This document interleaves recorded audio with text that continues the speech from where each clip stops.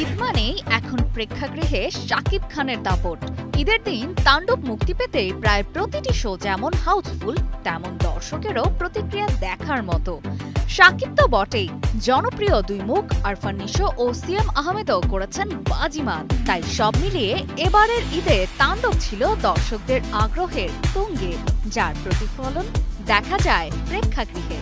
সঠিক প্যাড আর সঠিক তথ্য দিয়ে এসো সামলে নিব এক হয়ে মোনালিসা স্যানিটারি ন্যাপকিন। তাণ্ডব মুক্তির প্রথম দিনেই পেছনে ফেলেছে 2024 সালের ঈদুল আজহায় মুক্তিপ্রাপ্ত সিনেমা দরদকে।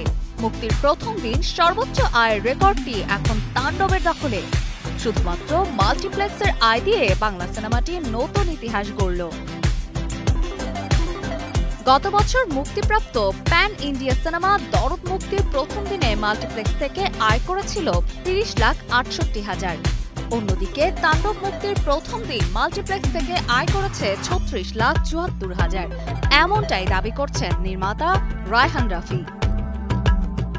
পরিচালক রায়হান রাফি নিজের ফেসবুকে আয়ের কার্ডটি শেয়ার করেছেন, যেখানে দাবি করা হয় বাংলা চলচ্চিত্র ইতিহাসে ছবি মুক্তির প্রথম দিনে মাল্টিপ্লেক্স থেকে সর্বোচ্চ আয়ের রেকর্ড করল তাণ্ডব। দৈনিক শোয়ের ক্ষেত্রে ম্যাজিক বাড়ছে তাণ্ডবের, সেই সঙ্গে বাড়ছে আয়ের ঝুলি। দর্শকদের চাহিদার কথা চিন্তা করে স্টার সিনেপ্লেক্সে শো বাড়ানো হয়েছে।